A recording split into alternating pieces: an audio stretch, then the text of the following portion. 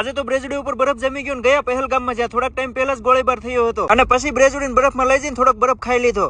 Good morning થઈ ગયું શ્રીનગરમાં. કાચ ઉપરથી બરફ હટાવીને બ્રેજડીને મૂકી પહેલગામ બાજુ વેતી પોગી ગયા. પહેલગામ નો પેલા જશું બેસન વેલી જોવા, જ્યાં થોડાક ટાઈમ પહેલા જ આતંકી હુમલો થયો હતો. અહીંયાથી એ જગ્યાએ જવાય પણ એ અત્યારે બંધ છે, એટલે ત્યાંથી પાછા નીકળી ગયા એક બીજી જગ્યાએ જવા. અને અહીંયા વચ્ચે બ્રેજડી બે બાજુ બરફ, સાઈડમાં બરફના પહાડ ને આવા નજારા જોતા જોતા આવી ગયા પહેલગામ થી થોડાક આગળ એક સ્નો પોઈન્ટે. અને અહીંયા થોડીક મજા કરશું. જો બરફમાં ગાડીઓના હાલ. છોકરા ટ્રીપમાં જાય ત્યારે આવી મજા કરે ને. અહીંયા તમે બકરી હારે ફોટો પડાવી શકો.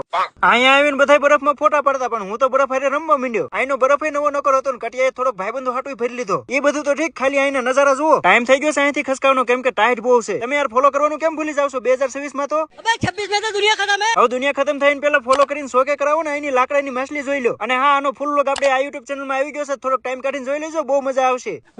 ગાડીમાં બેસી ગયા, હીટર ચાલુ કરીને હવે જવી છે બીજી જગ્યાએ. ફોલો કરી વાળો, કાલ બ્લોગ આવે જ છે.